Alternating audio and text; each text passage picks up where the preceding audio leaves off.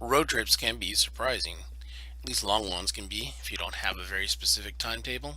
You get a chance to see things that you didn't even know about. Things like the Caverns of Sonora. I was on a road trip to Houston from Los Angeles, and we saw signs on the highway announcing the Caverns of Sonora. We hadn't heard of it before, but it was clearly some sort of cave system. As we hadn't seen caves before, the chance to check out a cave system seemed worth checking out. So we followed the freeway signs and the signage to go back and check it out. It turned out that the Caverns of Sonora are actually privately owned, not part of a national or state park. Definitely interesting to find such a place that was private, and kind of cool that it had public tours.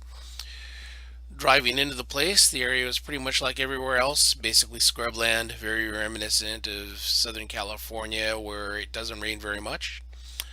Not a bleak desert like it is near Vegas, a little greener, like inland Southern California. I also tend to say see caves with mountains for some reason. Probably fantasy fiction, since dwarves and other cave dwellers are always associated with mountains. This area wasn't flat, but it wasn't mountainous either. I recall it being sort of rolling hills. There was a large gift shop that served as a visitor center and ticket selling area. We had a bit of a wait before the next tour, and we asked how much of a hike it would be. We were a little concerned it might be too big a hike for Mumsy. They told us it was about a mile, but not much in the way of steep climbs. Mosey decided she was up for it since any cave exploration was going to involve some amount of walking, and none of us are getting any younger.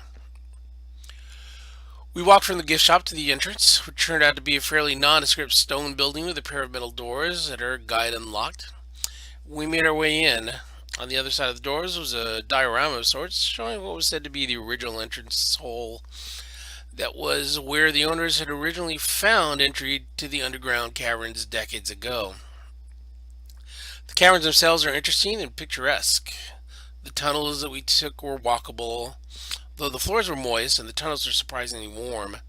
The path was meandering. The natural forces that had carved the paths weren't inclined to smooth or straight, but nature rarely is.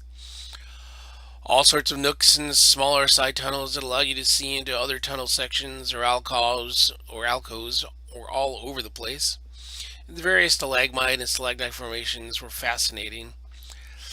Lighting was provided by electric lights built along the pathway, but there was a lot of tunnel areas that didn't have such amenities.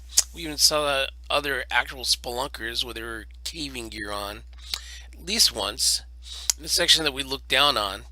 It was possible to go caving here with a guide as well, which would take you off the main tour path, but such excursions were handled differently than the walking tour.